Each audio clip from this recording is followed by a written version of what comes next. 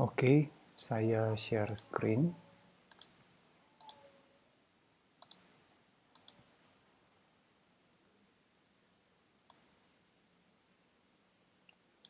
Sudah bisa kelihatan? Oke, kita mulai ya. Iya, Fiona ada bergabung.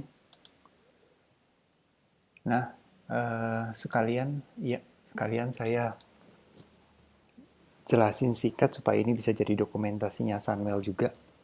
Jadi hari ini kita sebenarnya mau sharing aja tentang penggunaan salah satu tool static analysis untuk source code yang namanya SonarQube. Nah, tapi kita mau lihat dulu sedikit apa sih itu sebenarnya static code analysis. Itu biasa sekarang disingkat SCA. Kita pinjam slide dari ini ya, Karpov Andrei Nikolevich.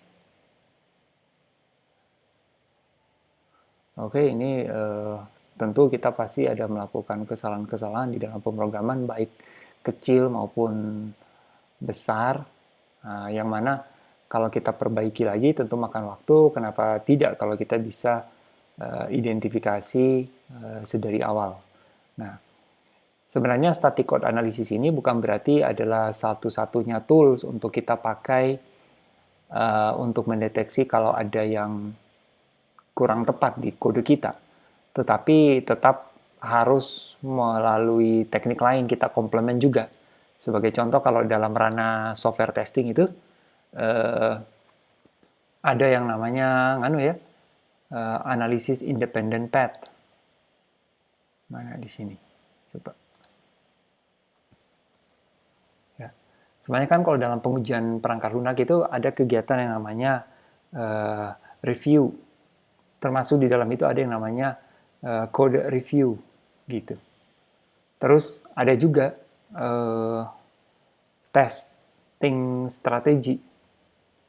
Ya, pengujian testing strategi atau teknik gitu, atau testing method kalau saya nggak salah, itu ada white box testing, ada black box testing. Ya, kalau di dalam black box testing nanti kita ada kenal istilah seperti boundary value analysis, analisis nilai-nilai ambang batas, kemudian equivalence partitioning, ini biasa dibilang EP, ini biasa dibilang BVA. Keduanya ini saling terkait, biasa digunakan. Terus apalagi ada yang lain-lain. Terus ada kalau white box testing, misalnya kita mengidentifikasi independent path gitu. Yang mana untuk mendeteksi independent path ini kita diperbantukan dengan ada tekniknya yang sekaligus kita menghitung cyclomatic complexity gitu. Dari independent path kita dapat itu kita bisa nentuin berapa banyak test case yang bisa dibentuk ya. Unit testnya apa saja untuk membentuk test case, kumpulan test case kita sebut sebagai test skenario. Nah, tapi sebenarnya test case, test scenario itu tidak hanya ada di metodenya white box, black box juga ada. Ya, sama gitu. Nah, terus nanti ada lagi higher level test. Nah, ini seperti contoh stress testing ya. Ada lagi misalnya pen test, singkatan dari penetration test, ini dalam ranah security gitu ya, terkait security dan lain-lain lah gitu ya.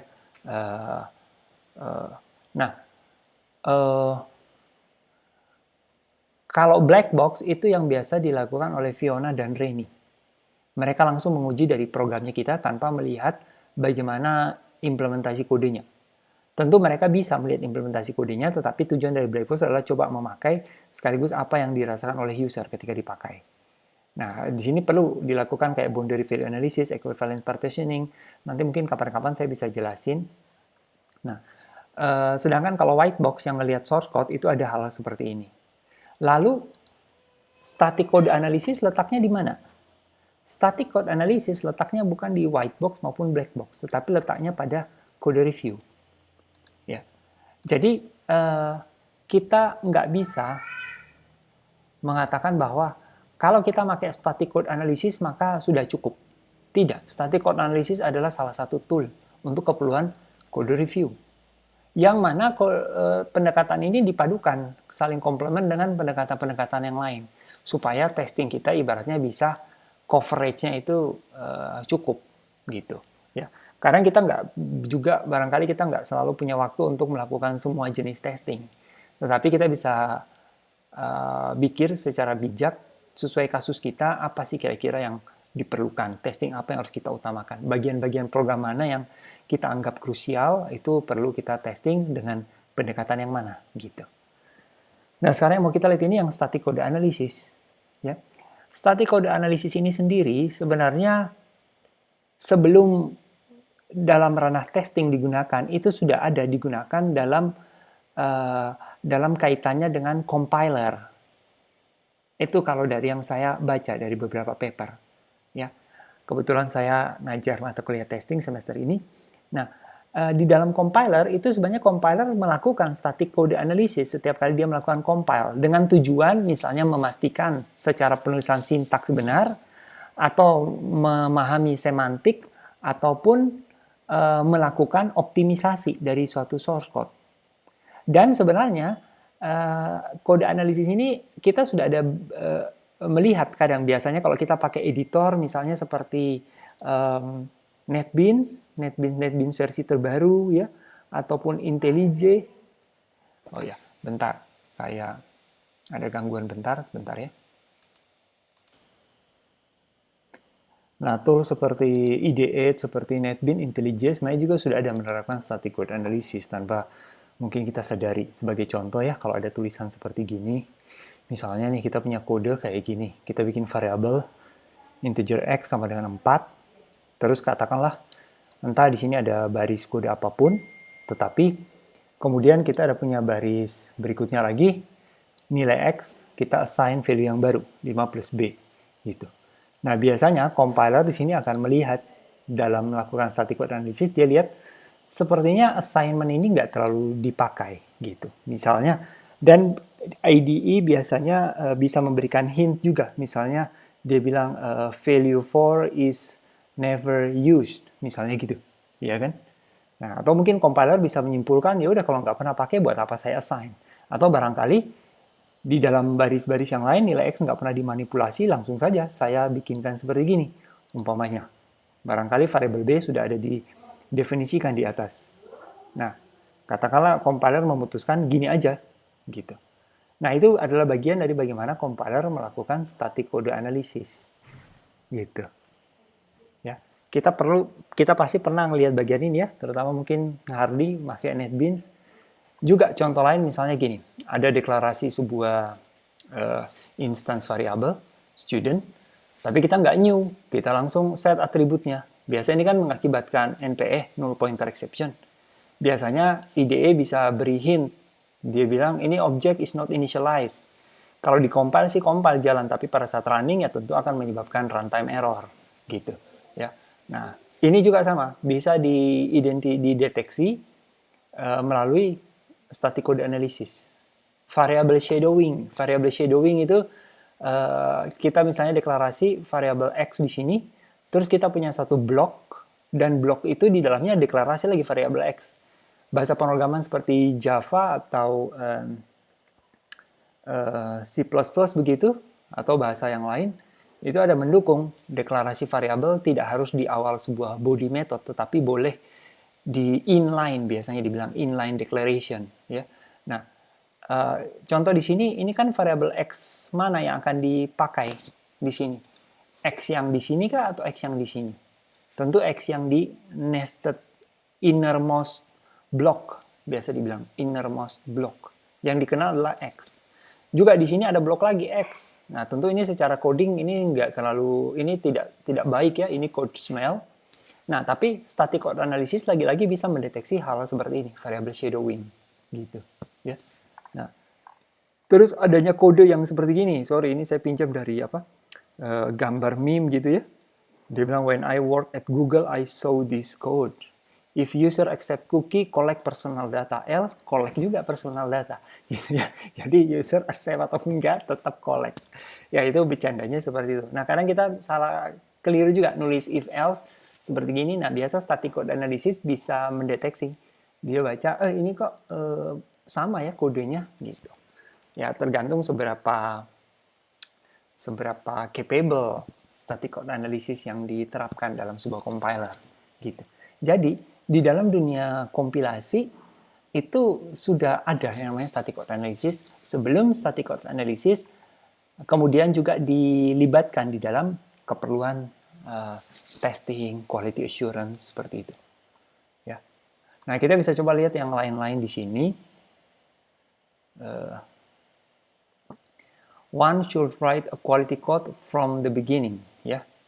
Jadi kita harus membiasakan menuliskan kode yang berkualitas. Mungkin kalau di kita Sunwell kita cukup aman, kalian semua mengerti lah tata cara pemrograman gitu ya.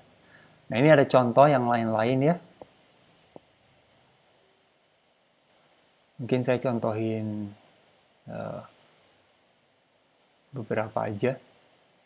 Nah, ini yang tadi ya. Identical local variable declaration terjadi shadowing. Saya kenal istilah shadowing itu dari buku mana saya lupa. Nah, ini contoh nih, program FC Ultra ini emulator dari Nintendo. Nah, di dalam programnya itu ada baris seperti ini.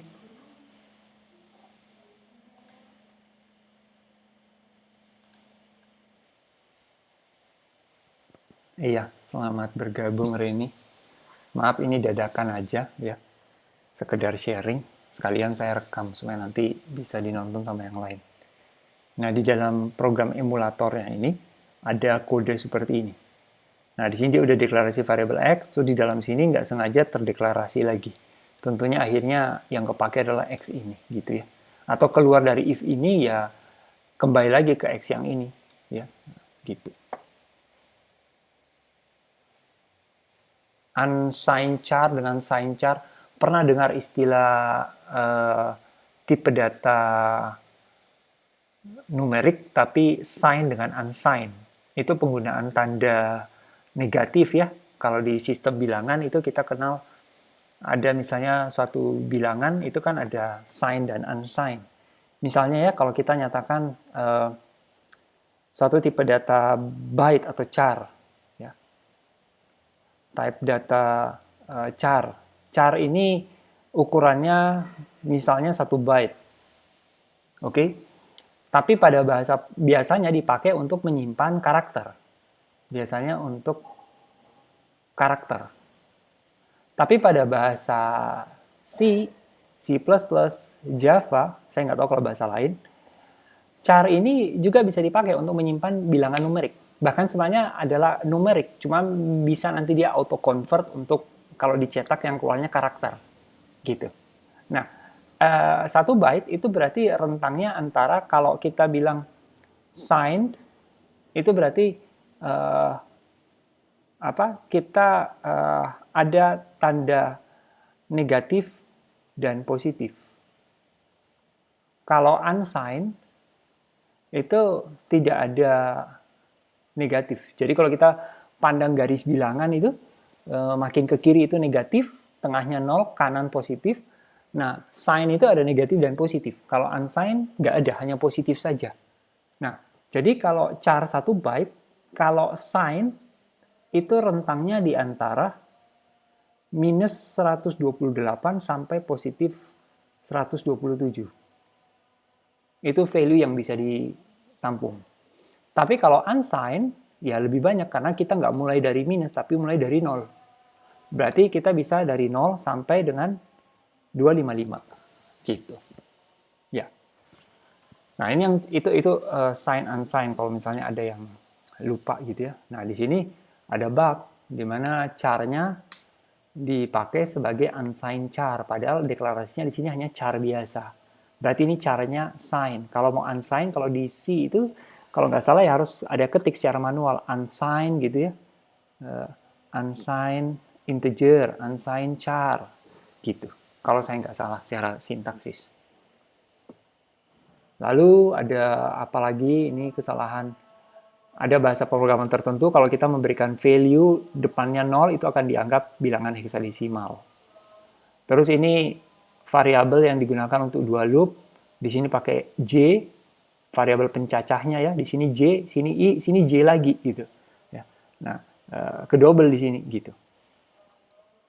Kalau kita di sini deklarasi, misalnya kayak Java kita inline declaration langsung for int j, int i, di sini int j, tentunya j-nya adalah j ini selalu. Tapi bahasa pemrograman seperti C yang mana nggak mendukung inline declaration, harus dideklarasi di atas dahulu, nah itu bisa menyebabkan bug tentunya. Terus ini program apa nih? Array of run. Kira-kira bisa dilihat nggak array of run-nya di mana di sini? Ini kalau kita lihat, dia define, ini pakai bahasa C lagi, define suatu konstanta, sbmax underscore L, value-nya 22. Lalu kita bikin array, array-nya L, jumlah elemen array-nya adalah 1 tambah 22 tadi, berarti 23. Kalau array-nya 23 elemen, kalau C itu indeks array-nya basis 0, berarti 0 sampai dengan 22. Ya, ini berarti kan 23 elemen, 0 sampai 22. Lalu dilakukanlah for R0, R1 di sini 16, 8. Ini berarti nilai maksimalnya R-nya ini tanda kurang dari, berarti maksimalnya R0 itu 15. 0 sampai 15, R1 7 berarti. Nah, kalau kita bilang 15 tambah 7 berapa tuh? 15 tambah 7 22. 22 ya. Jumlah elemen array 23, 0 sampai 22, benar. Tapi di sini bug-nya, R0 tambah R1 tambah 2. Jadi kalau nilai maksimal R0 tadi 15 tambah 7 sudah 22 ditambah lagi 2, ya berarti 24. Itu sudah mengakses elemen yang tidak dialokasikan untuk array tersebut. Jadi kalau dalam bahasa C itu bisa terjadi segmentation fault. Kalau dalam bahasa seperti Java yang masih melindungi bound dari array, dia akan lempar exception. Ya, biasa exception-nya array index out of bound gitu. Ya. Atau kalau di bahasa lain biasa kadang element index not found gitu ya, atau out of bounds gitu. Nah, static code analysis bisa membantu untuk hal seperti ini biasanya gitu ya. Tergantung lagi dari ya sampai seberapa canggih atau seberapa handal toolnya itu. Nah, ini priority atau aturan precedence dari operator yang dipakai. Bintang dan plus plus. Mana duluan? Setahu saya plus plus dahulu nih. Ini kalau seperti ini kan variable pointer nih, unsigned long, ulong. Akhirnya value alamat memorinya di plus plus dulu, kemudian diakses alamat memori itu. Nah, itu bisa jadi juga sama, segmentation fault. Harusnya yang dimaksud adalah ambil value dari alamat memori itu secara pointer, value-nya berapa, diperbesar 1. Gitu. Comparison mistakes. Nah, ini dari program WinMerge. Oh, ini salahnya di sini, perbandingannya double ini. Iya kan? If buffer type buffer sama dengan buffer unnamed, or buffer type sama dengan buffer unnamed, sama. Gitu. Ya. Jadi ini bisa bernilai true dan false. Ya, kalau ini true, ya ini juga ikut true, true. Ini false, ya false, jadi false. Gitu ya. Nah, harusnya gini, ini kan buffernya array 2 nih. Berarti harusnya 0 dan 1, tapi keliru. Saya pikir kita kadang juga nggak sengaja nulis seperti gini, ya. Apalagi kalau coding sambil ngobrol atau sambil melakukan yang lain, nah itu kadang gitu terjadi. Dan lain-lain ya. Saya pikir ada banyak di sini.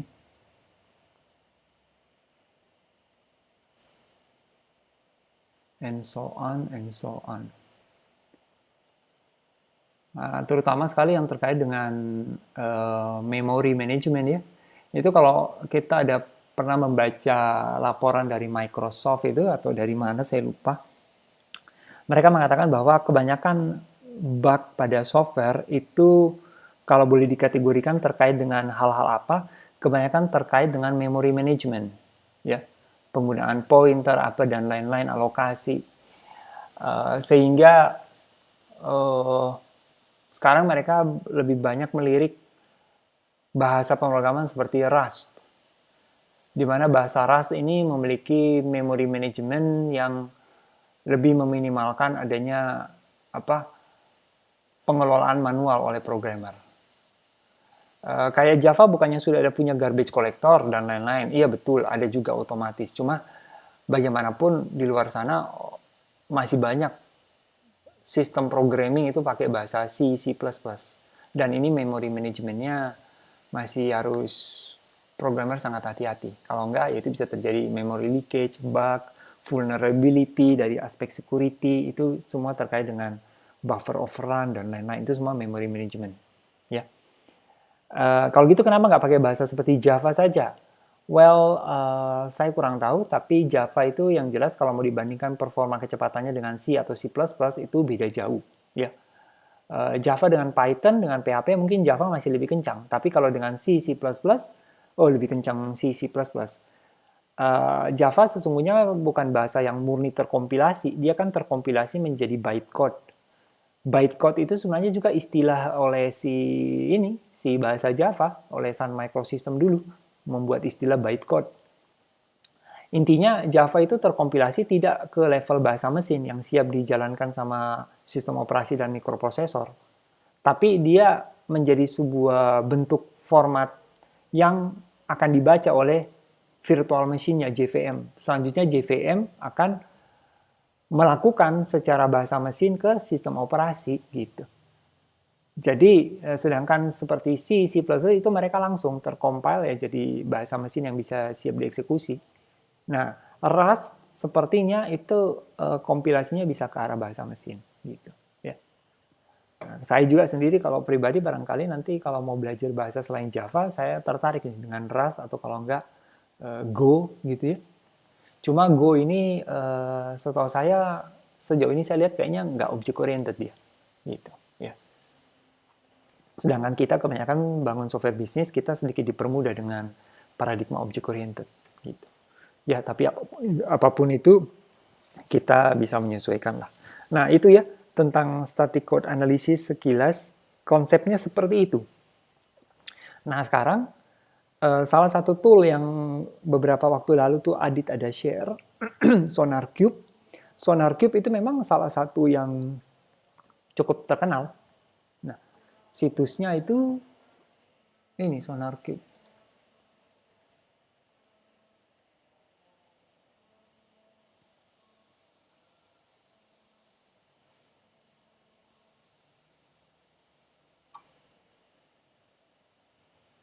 .org kalau nggak salah.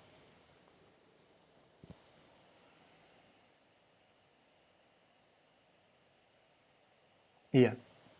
Nah ini SonarQube. Versinya ada beberapa. Ada yang community, yang kita akan coba ini yang community, developer, enterprise, dan data center. Saya sudah coba pakai, intinya saya sudah coba install di Windows secara lokal, oke, jalan.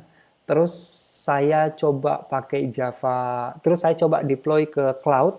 Cloud-nya kita itu sekarang sudah berhasil juga, bisa kita tes nanti. Ya. Nah, intinya oke lah, terlepas dari tata cara install dan lain-lain, saya nggak bahas lagi. Kita coba jalanin ya.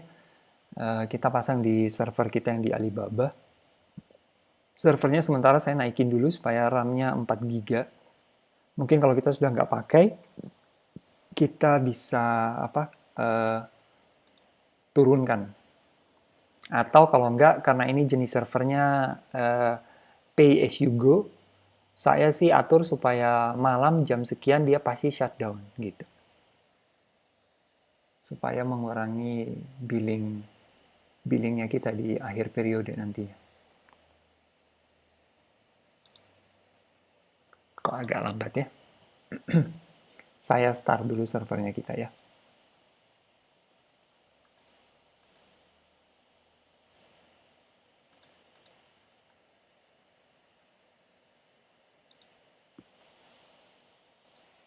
Bentar. Oke, ini servernya sudah running. Kita coba connect.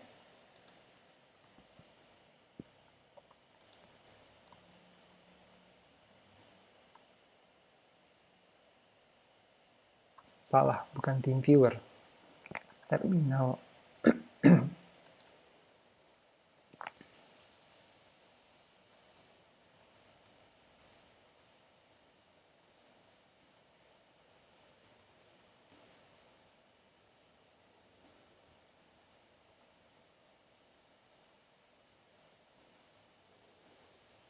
Oh ya, tapi ini ada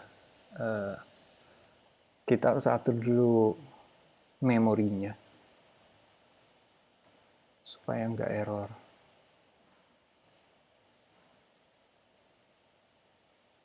Lalu kita jalankan programnya.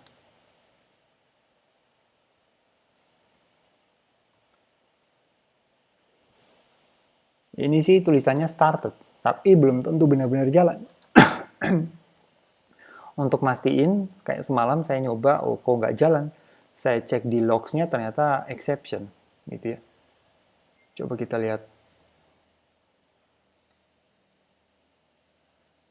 Masih sementara boot up. Saya pakai Java 11 ini.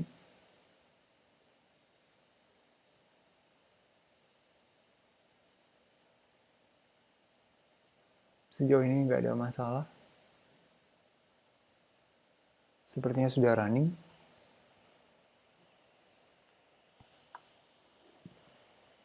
Jadi kalau saya tangkap SonarQube ini di-develop pakai Java. Ya. Oke, kalau sudah kita bisa akses punyanya kita. Itu IP-nya di sini. Portnya untuk demo ini saya pakai di 955, konteks path-nya di SonarQube. Kalian juga bisa akses ya. Passwordnya di sini pakai password yang sama kalau connect ke VPS kita Nexus Standard. Saya nggak sebutin di sini karena ini saya rekam video untuk nanti diupload ke YouTube. Nah, ini tampilannya dashboardnya seperti ini. Home screen-nya. Belum ada project. Saya sudah uji coba, cuma saya udah hapus lagi. Dia di sini SonarQube mendukung bahasa pemrograman apa saja ada di situsnya. Untuk yang community edition-nya kita itu mendukung Java, PHP. Kalau C++ itu harus yang di edisi yang lainnya. Kita coba yang Java ya. Ini dia bisa juga mengambil dari Git repository di cloud, tapi sesuai editionnya kita kan kita bisanya yang manual gitu ya. Nah di sini kita tentukan project key-nya apa. Misalnya kita bilang Nexus Standard, display name-nya, oke misalnya ini. Ini contoh aja dulu ya. Nanti kalau kalian mau bikin yang benar-benar silahkan diubah ulang. Kalau servernya down nanti saya invite lebih dari orang selain saya ya, supaya kalian bisa start server sendiri, server Alibaba-nya. Tokennya kita bilang aja Nexus Standard SonarQube token. Ini nanti token ini bisa diganti-ganti kok kalau misalnya terkompromise gitu ya. Oke, kita continue. Ditanya ini projectnya kita berbasiskan apa. Karena kita Java-nya Maven, kita bisa di sini. Gradle bisa. Kalau yang PHP juga bisa. Tapi saya belum coba yang PHP, mungkin nanti Adit atau Billy bisa nyoba. Saya coba dulu yang Maven. Nah, ini seperti gini.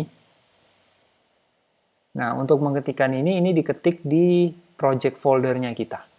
Ya. Jadi kalau kita itu project foldernya,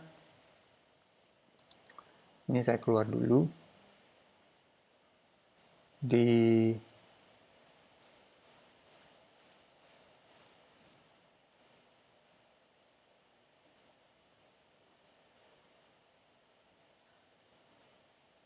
Nexus Backend Java.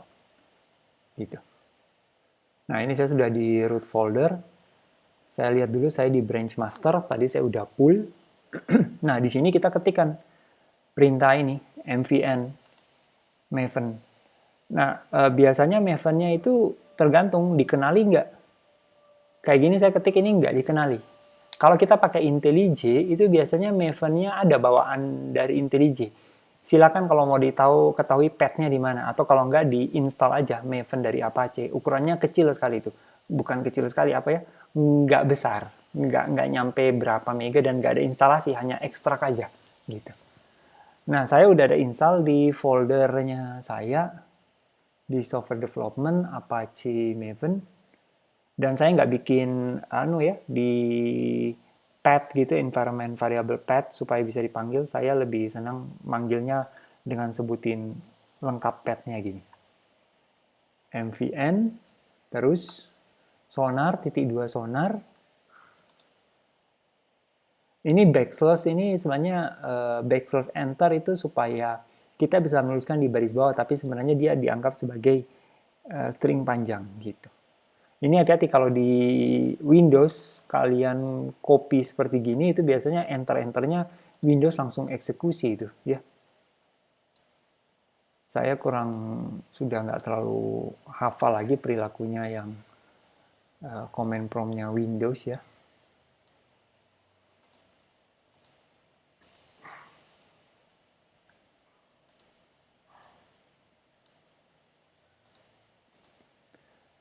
Oke, kita enter.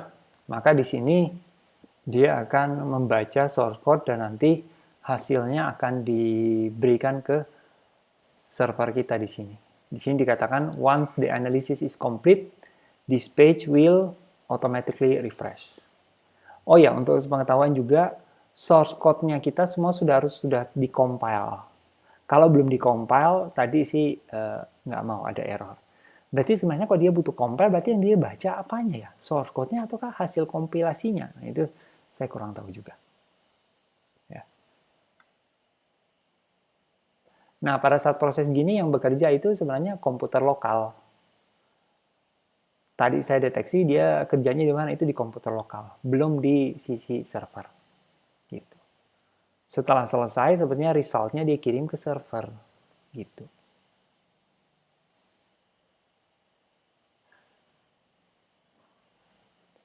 Oke, sambil kita tunggu.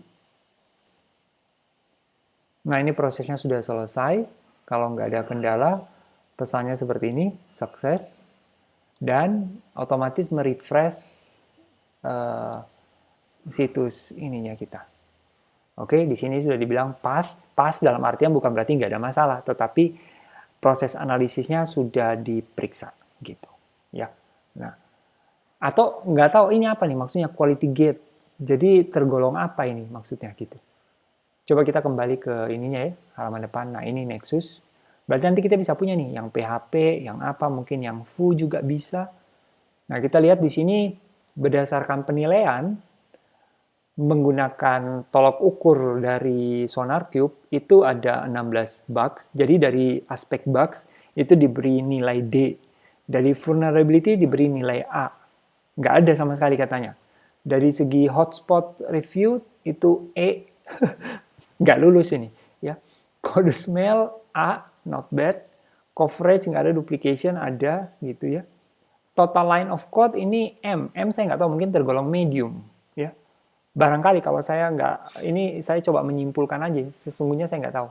Tapi perlu kita tahu semua di sini bukan berarti pasti benar yang disimpulkan ya. Kembali lagi kita bisa nanti memberi tanda apakah ada penilaian yang false positif gitu ya. Kita coba lihat dulu ya. Pertama bugs-nya katanya ada 16 har kita ada bikin. Coba kita lihat. Nah, di sini kita bisa lihat ya, source code apa saja yang ditengarai mengandung bugs. Coba kita lihat dulu, jadi ini ada severity-nya, nanti kita bisa utak-atik sendiri lah ya. Kita coba lihat. Saya singkat aja. Jadi di sini ada metode set new COGS. Katanya dia bilang refactor this setter so that it refers to new COGS. Iya, kayaknya ini ada mengandung salah ya. Kita set new COGS parameter D, tapi yang kita set value dari old COGS. Padahal set old COGS ada di sini. Tapi kita bisa lihat penjelasannya kenapa. Why is this an issue? Berdasarkan aturannya dia mengatakan kemungkinan besar ini salah gitu. Ada bug. Mari kita lihat apakah betul. Iya betul, ada old COGS, ada new COGS. Nah, lumayan har. Berarti ini kita ketahuan ya. Betul, ini ada bug, nanti bisa kita perbaiki. Memang nggak pernah bug ini terpicu karena mungkin di Java kode ini belum pernah dipanggil atau tidak tercover dalam tesnya kita, belum. Tetapi nyata memang ini adalah bug. Nah, ini adalah salah satu manfaat dari static code analysis tadi.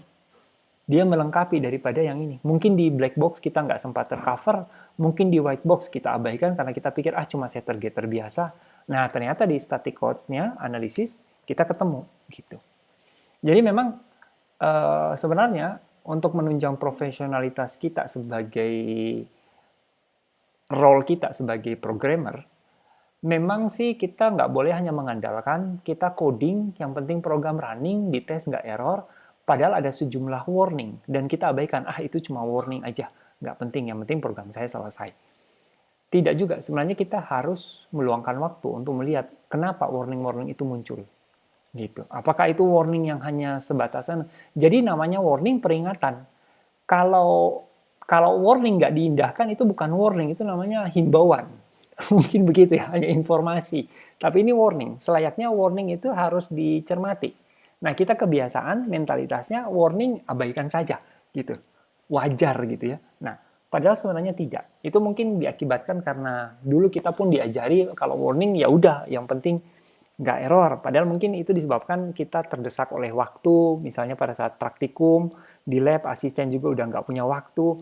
Akhirnya ya udahlah, yang penting jalan gitu kan. Nah, tetapi dalam dunia profesi kita sebagai role programmer ataupun role tester, kita harusnya menggunakan semua pesan itu warning sebagai satu tolok ukur apakah kode kita sudah baik ataukah ada mengandung sesuatu masalah gitu ya.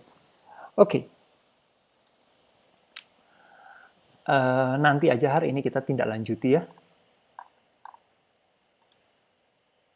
Terus yang lain lagi, di source code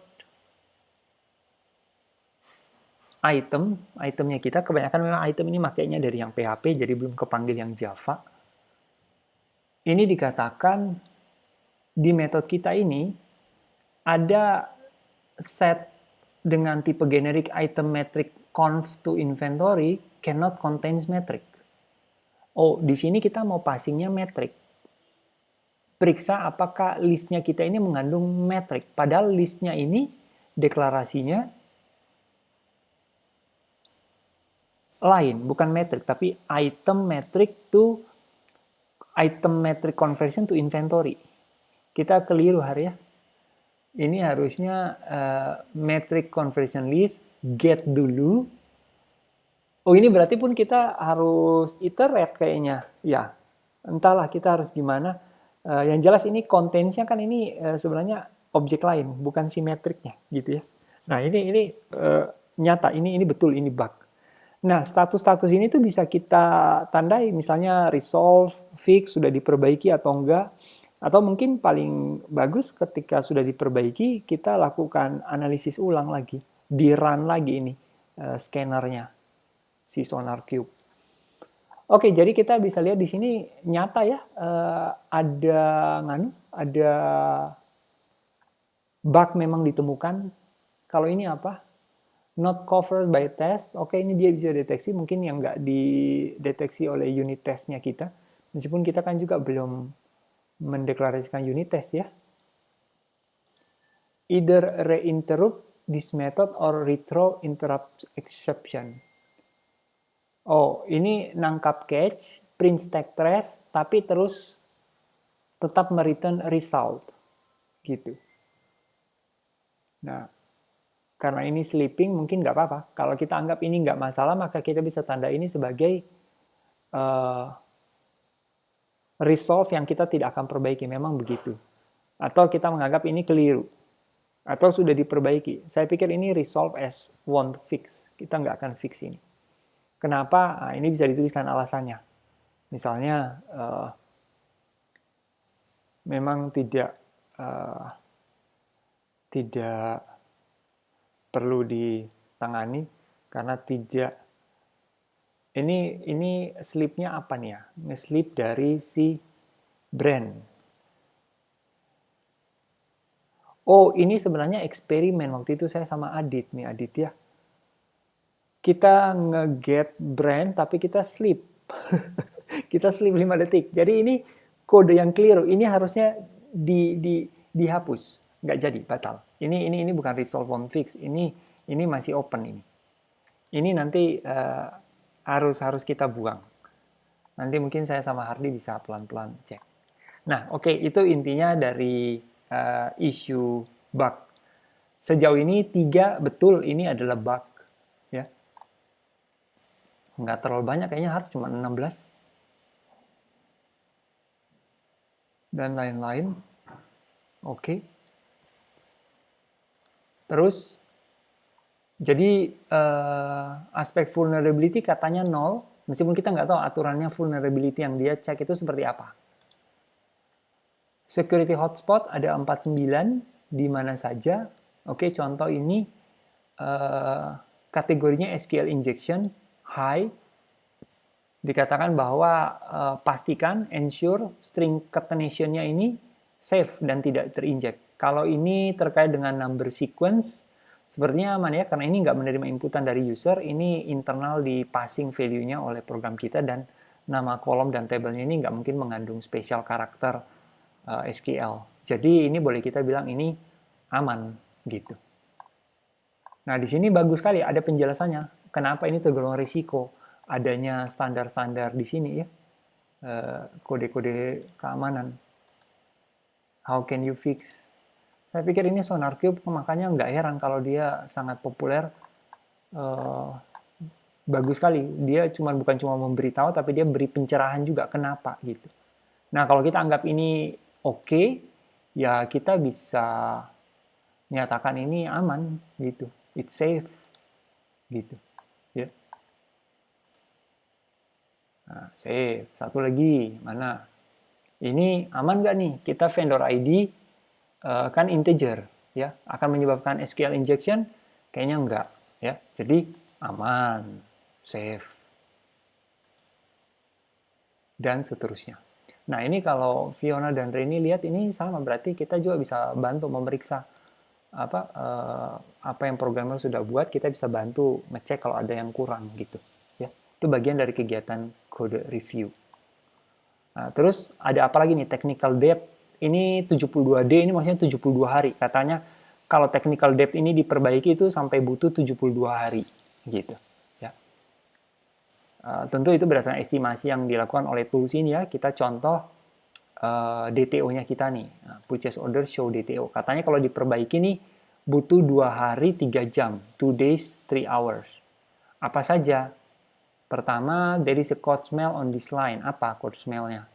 2 duplicate blocks of code must be removed. Katanya ini tuh remove aja. Nggak penting katanya.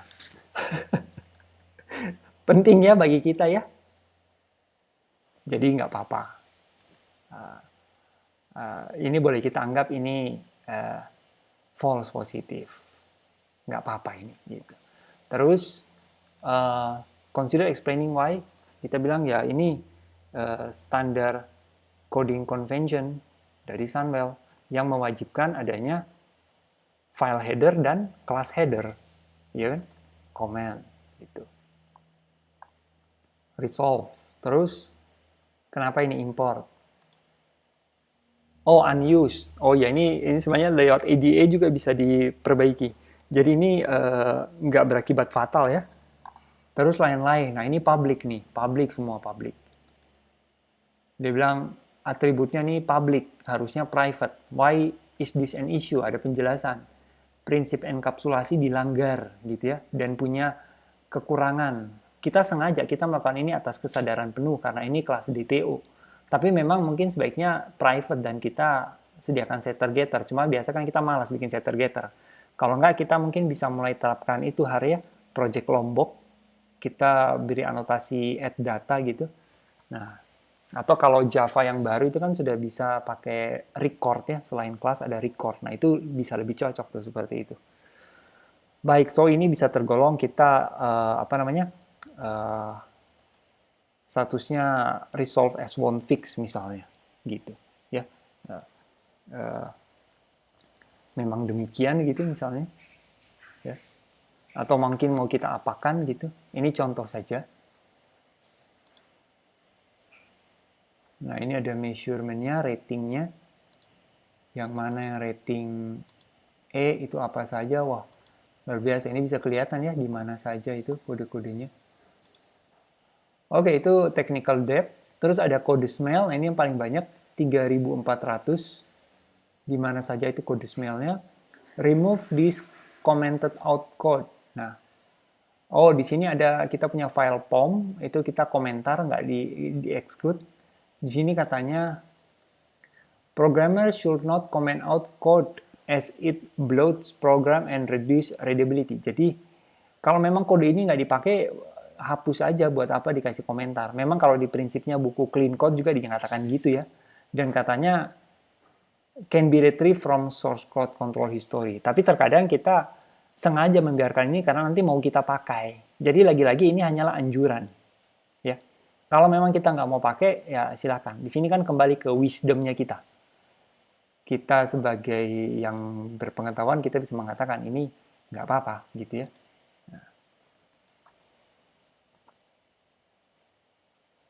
Akan sering dipakai bergantian, misalnya gitu.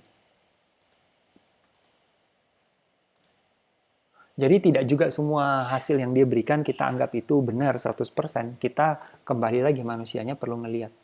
Terus ada duplicated block, banyak amat ya. Duplication. Apa gitu yang duplication katanya sampai banyak gitu? Coba vendor payment. Apanya yang duplicate?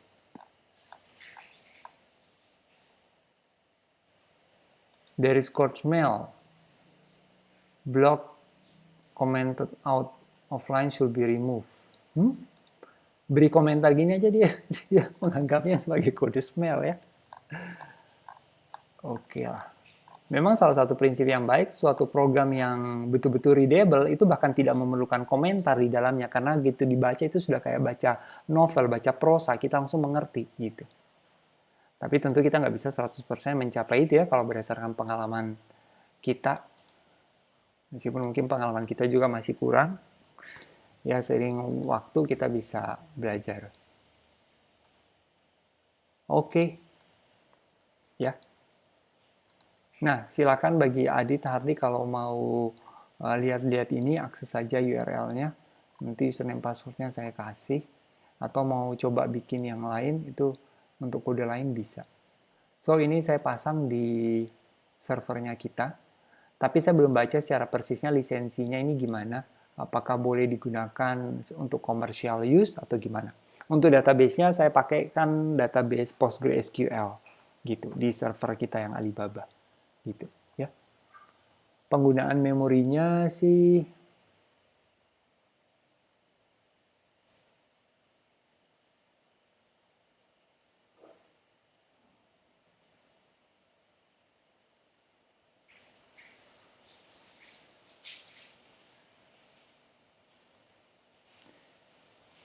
sepertinya agak lumayan. Jadi kalau kita pakai RAM 2 GB, Sonar Cube jalan, 2 backend Java jalan, untuk Ambon dan Maharaja, terus front end, database, nggak akan cukup. Gitu. Ya. Nah,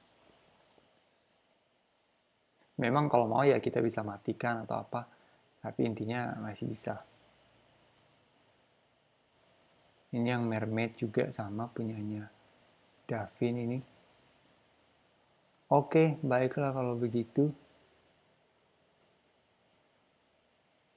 Itu aja yang saya mau share ya. Jadi terkait dengan penggunaan Sonar Cube ini. Yang bisa kita pakai untuk menunjang static code analysis.